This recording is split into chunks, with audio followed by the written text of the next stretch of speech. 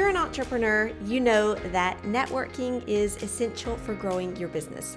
But what if, networking in English, you're just not confident doing it, or you just don't like networking in any language, and you just never really know what to say or how to say it?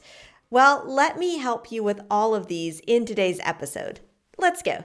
Hi, I'm your English coach, Christina, and I'm an entrepreneur who networks in English and in French. And welcome to Business English with Christina, where you're going to learn how to grow your business and grow your level in English. Did you know that a lot of jobs and contracts and opportunities are, well, kind of like a secret? It's like you have to know the right person to discover the opportunity that's just there and waiting for you. Now, over on the blog, there's an entire article from entrepreneur.com all about this phenomenon, maybe we can call it.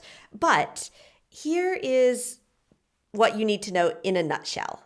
The best business for startups, solopreneurs, small businesses, all of that often comes through referral or word of mouth. When you know someone who knows someone who could use your services, and then they tell their friend, hey, go and work with Christina. She's like the best English coach ever. Nobody knows about that opportunity, but it's through referral or word of mouth that it happens. And that's why networking is so important, because you have to get out there and know people, and they know what you do so that they can refer you, so that they can tell their friends about you. Now, here's a little secret. You don't have to speak perfect English to be really good at networking. And honestly, I think that is sort of a limiting belief that a lot of entrepreneurs or business owners have when they speak English as a foreign language. They feel like, I've got to be totally bilingual, or, I'm going to try to network, but I know that I'm going to not have some vocabulary, so I'm just going to avoid that uncomfortable situation. But that's stopping a lot of opportunities from coming your way. And like I said, you don't have to be perfect in the language to be good at networking. I mean, I speak French. Yes, I speak French fluently. That was not always the case. But when I speak French, I have an American accent. People after one sentence say, oh, where are you from? Where is this accent? But I don't let those things stop me from going out and trying to meet people and make contacts. And, you can use that as part of your identity. And people who, if that bothers them, I mean, maybe that's not the kind of person that you want to work with.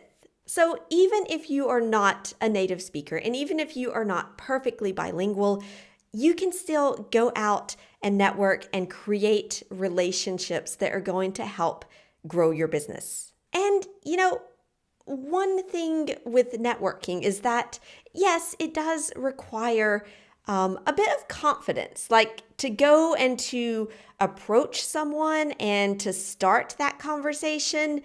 It's not easy, but if you feel confident about how you can take that first step, it can just open doors for you. Now, here are some examples of things that you can say to just break the ice, as we say.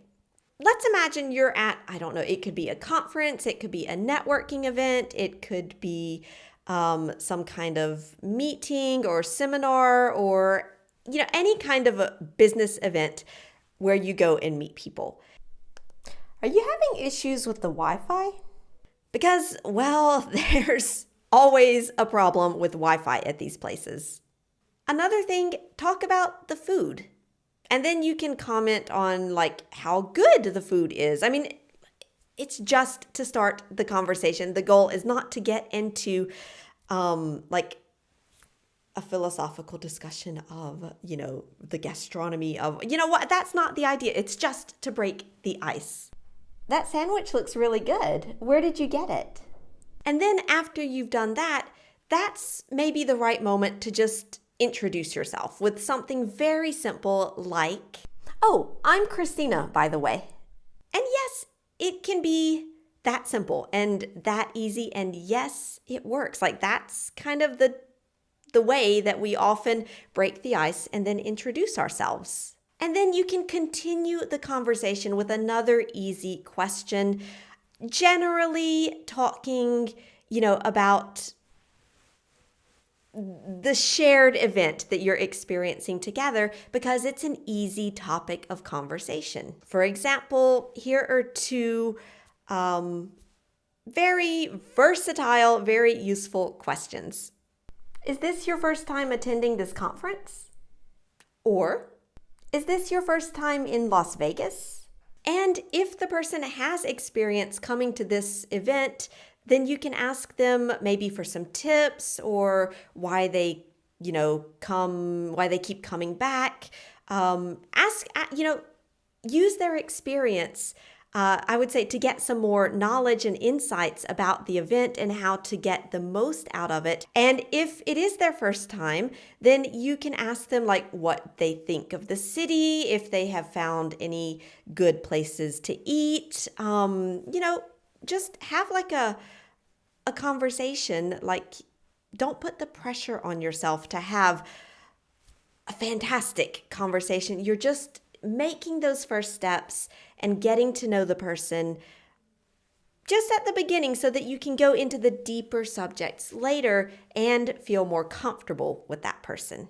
And then maybe you can ask, if they are at the conference to see any specific events or talks or anything like that, because that will give you a little more insight into maybe their interest. Maybe they'll talk about what they do, and you're getting deeper into maybe the more interesting parts of the conversation. Are you here to see any specific presentations? Now, a little bit about, this idea of going out and doing business in a language that is not your own.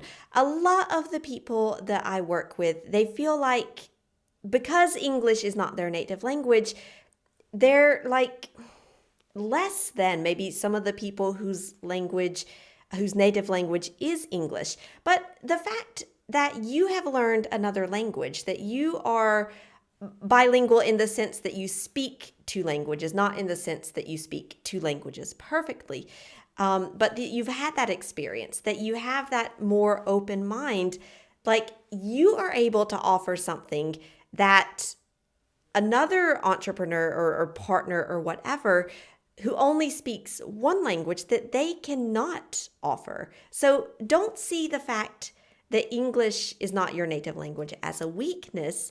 See the fact that you speak more than one language as a strength.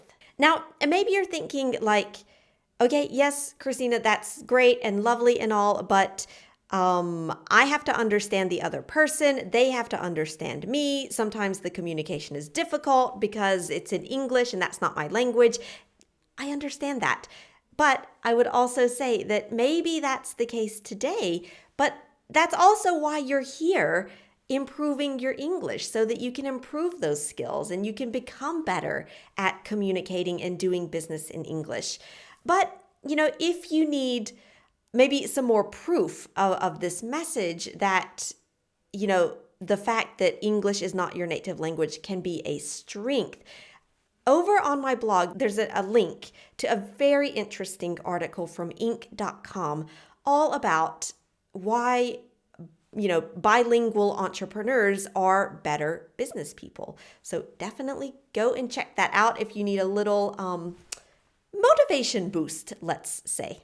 And while you're there, maybe take just a few minutes to sign up for my newsletter because when you get my newsletter, of course, you get the video delivered directly to your inbox. So you don't even have to think about, going to do your English for the week. But also in the newsletter, there's a quiz on the video of the week so that you can actually test yourself and learn better. Now, I want to end today with just a good networking tip, and that is to give more than you get. And that means don't just go out and network and wait and hope that other people will refer you. Be proactive in also referring other people, in putting people in touch. Like, be that central person that people think of because you've done something for them, because you know the people, and then they come back to you because they know you also. I mean, just think about it. Like, when you are looking for, I don't know, a good graphic designer or a good copywriter, and you ask around your friends, like, hey, do you know a good copywriter? If they give you a good contact and you start working with that person and it makes your life easier, like, you are so thankful to your friend who put you in contact with that person. So you want to be that person, the person that, the middle person, let's say, because then, like I said, it just brings back all that like good energy back to you, and people think of you when they need whatever it is that you do. So if you want to, be proactive and recommend other people, here's an example of how you can do that.